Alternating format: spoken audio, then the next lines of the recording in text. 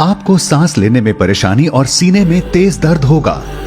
आपकी चखने और सूंघने की इंद्रियां काम नहीं करेंगी और आपकी सांसें ऐसी चल रही होंगी जैसे आप अभी अभी किसी 3 मंजिला इमारत की सीढ़ियां चढ़कर आए हों। ये लक्षण बताते हैं कि अब आपको अपने स्थानीय अस्पताल के आपातकालीन विभाग में जाने की जरूरत है। आपका इलाज कैसे होगा? आपको वेंटिलेटर पर कब रखा जाएगा? और कैसे आप पूरी तरह से स्वस्थ होने के बावजूद भी कोरोना के एक भयानक केस के शिकार हो सकते हैं।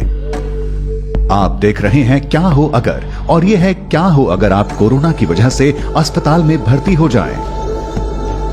जल्दी करने से पहले अपने डॉक्टर को कॉल करें या अस्पताल जाकर अपने लक्षण बयान करें। आपको ऐसा इसलिए कर लेना चाहिए क्योंकि यह भी हो सकता है कि आपके स्थानीय आपातकालीन विभाग में ज्यादा लोगों के लिए बेड की सुविधा ना हो और आपको दूसरे अस्पताल में ले जाए जाने की जरूरत हो सकती है।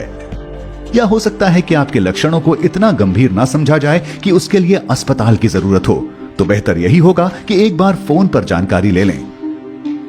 लेकिन एक बार भर्ती होने पर नर्स आपकी कोरोना की जांच करेंगी। ज्यादातर मरीजों के खून के नमूने लेने के बाद उनकी कई जांचें की जाएंगी। इसके बाद डॉक्टर आपके फेफड़ों की आवाज सुनेंगे और फिंगर मॉनिटर के जरिए ये देखेंगे कि शरीर में ऑक्सीजन का स्तर कितना है। ये क्यों किया जाता है? क्योंकि अगर आपको कोविड-19 की गंभीर समस्या हो चुकी है तो शरीर में ऑक्सीजन कम होने लगेगी। क्योंकि इससे आपके अहम अंगों को जानलेवा खतरे हो सकते हैं, इसलिए आपको 2 पतली नलियों के जरिए ऑक्सीजन दी जाएगी। ये नलियां या तो सीधी या मास्क के जरिए आपकी नाक तक जाती हैं। इसके बाद आपके सीने का एक्सरे या सीटी स्कैन किया जाएगा ताकि डॉक्टरों को इसकी जानकारी मिल जाए कि आपके फेफड़ों के किन हिस्सों में जलन की समस्या है। एक सीटी स्कैन या कंप्यूटराइज्ड एक्सियल टोमोग्राफी एक ऐसी जांच है जिसमें एक्सरे और कंप्यूटरों के जरिए बगैर किसी दर्द के आपके शरीर की क्रॉस सेक्शनल छवि मिलती है। सीटी स्कैनर एक बड़ी चौकोर या गोल एक्सरे मशीन होती है जिसके बीचों बीच एक गोलाकार टनल होता है। यहां से डॉक्टर आपके सीने को देख पाते हैं। आपके सीटी स्कैन के दौरान आपको एक टेबल पर लिटाया जाता है। ये टेबल धीरे धीरे टनल से गुजरती है। गैंट्री नाम की एक बड़ी रिंग आपके शरीर के इर्द गिर्द घूमती है। इसमें एक ऐसी ट्यूब होती है जिससे एक्सरे किरणें निकलती हैं और एक डिटेक्टर जिससे शरीर में रेडिएशन का पता लगाया जाता है। गैंट्री के घूमने से ये किरणें अलग अलग एंगल से आपके शरीर की तस्वीरें लेती हैं। फिर ये सारी सूचना कंप्यूटर तक जाती है जहां आपके फेफड़ों के 3D मॉडल की तस्वीर तैयार होती है। इससे डॉक्टर आपके कोरोना संक्रमण की गंभीरता तय कर पाते हैं। जब आपके डॉक्टर के पास आपके कोरोना संक्रमण से जुड़ी सारी जानकारी आ जाती है, तब आगे का इलाज किस तरह से किया जाता है? कुछ मरीजों को एंटीबायोटिक दिया जा सकता है। ये दवा सीधे कोरोना से नहीं लड़ती, लेकिन इस दिशा में कारगर हो सकती है कि आपके फेफड़ों में कोई दूसरा बैक्टीरियल संक्रमण ना हो। लेकिन चूंकि अभी खास तौर पर कोरोना के लिए कोई दवा नहीं है, ऐसे में सारी जिम्मेदारी आपके शरीर में रोगों से लड़ने वाले सिस्टम यानी इम्यून सिस्टम पर होती है। ऐसे में आशा यही है कि आपका शरीर वायरस से लड़ पाए और ये कि ऑक्सीजन थेरेपी और देखभाल आपके लिए कारगर साबित हों। अगर सब कुछ सही दिशा में जाता है तो आपका रोगों से लड़ने वाला सिस्टम धीरे धीरे वायरस को मार सकने जितने एंटीबायोटिक पैदा कर लेगा। लेकिन क्या हो अगर आपकी स्थिति और खराब होने लगे? ऐसे में हो सकता है आपको सांस लेने में दिक्कत, बुखार, तेज सर दर्द और उल्टी आने जैसी स्थिति का सामना करना पड़े। अगर खून में मौजूद ऑक्सीजन का स्तर ज्यादा गिरने लगता है, तब डॉक्टर आपके इलाज में तेजी लाते हुए आपको हाई फ्लो नेजल ऑक्सीजन पर रखेंगे। इसका मतलब ये हुआ कि एक मशीन आपके शरीर के तापमान के अनुसार साफ हवा को आपकी नाक में धकेल रही होगी। ऐसे में आपको 100% तक की कंसंट्रेशन में हर मिनट 60 लीटर जितनी ऑक्सीजन दी जा सकती है। हालांकि इसको लेकर एक चिंता यह भी है कि ऐसा करने से वायरस हवा में घुल सकता है और आसपास मौजूद मरीजों, कर्मचारियों या दूसरे लोगों को संक्रमित कर सकता है।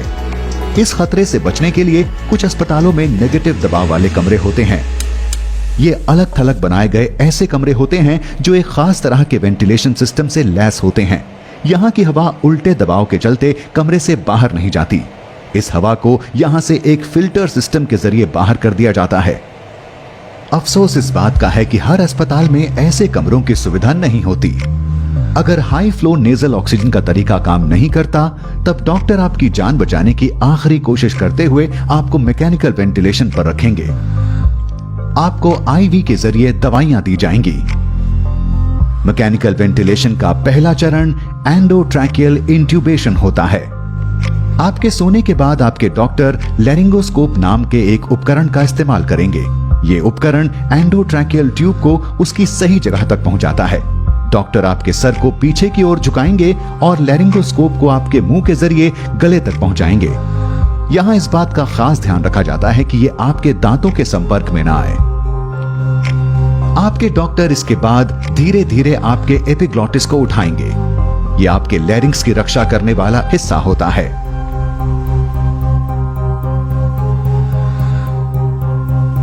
एक बार ये ट्यूब अपनी जगह पहुंच जाए, फिर डॉक्टर एक छोटा गुब्बारे जैसा आकार ट्यूब के इर्द गिर्द बना देंगे ताकि ये अपनी जगह से ना हिले।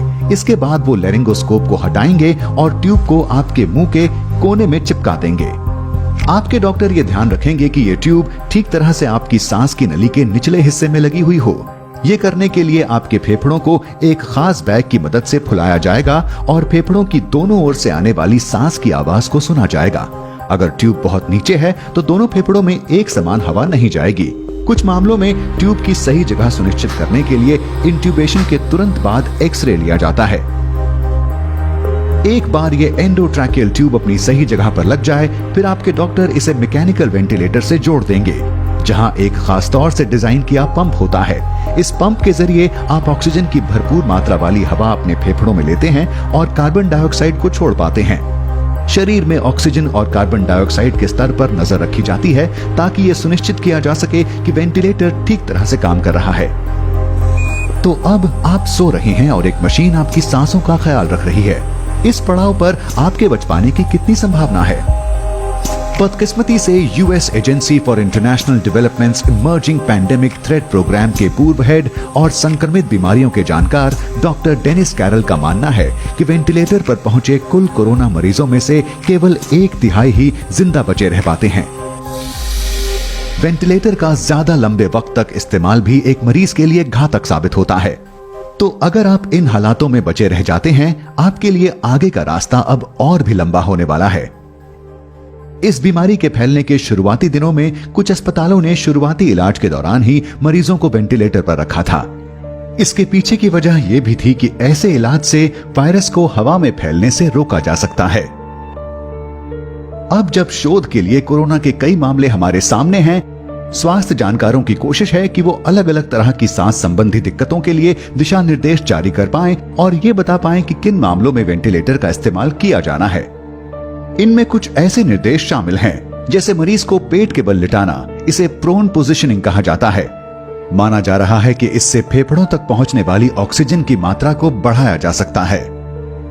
तो ये सब जानने के बाद क्या वजह है कि ये वायरस कुछ लोगों में केवल एक छोटी सी बीमारी बनता है, लेकिन कुछ लोगों के स्वस्थ होने के बावजूद ये उनकी मौत की वजह तक बन जाता है?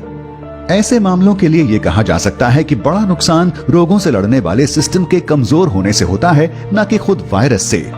सीधे शब्दों में, जब आपके शरीर के किसी सेल को किसी बाहरी खतरे या वायरस का अंदेशा होता है तो वो सबसे पहले खुद को खत्म कर लेता है।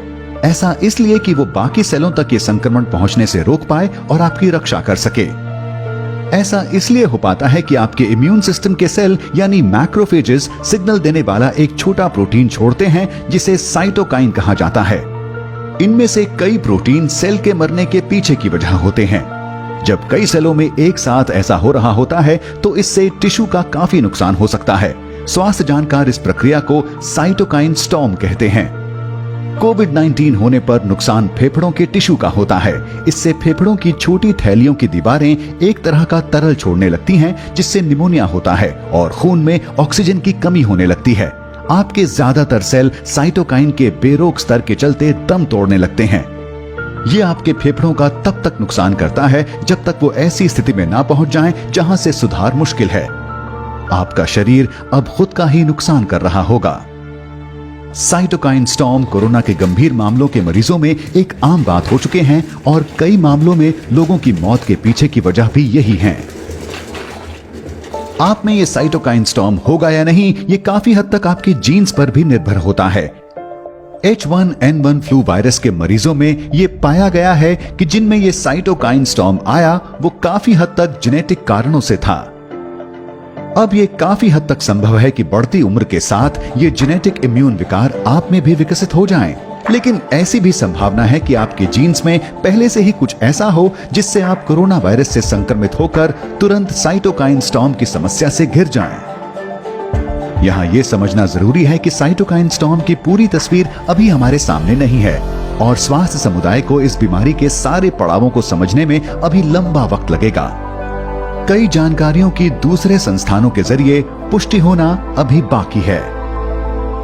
लेकिन अच्छी बात यह है कि दूसरी बीमारियों में काम आने वाले ऐसे तरीकों पर शोध जारी है जो साइटोकाइन स्टॉर्म को रोक सकें और कोरोना से लड़ सकें। साथ ही नए तरीकों की खोज की दिशा में भी लगातार काम किया जा रहा है।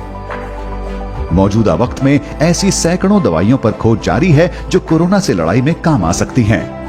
तो अगर आप इतने खुशकिस्मत हैं कि इस सब के बाद भी बचे रह सकें, तब आपको वेंटिलेटर से छुट्टी मिल सकती है। आपको शायद बहुत ज्यादा थकान महसूस हो, लेकिन अब आपको अस्पताल के आम वार्ड में रखा जाएगा। आप इस जगह तब तक रहेंगे जब तक आपके शरीर की ऑक्सीजन सुरक्षित लेवल तक नहीं आ जाती। इसके बाद आपको अस्पताल से छुट्टी मिल सकती है।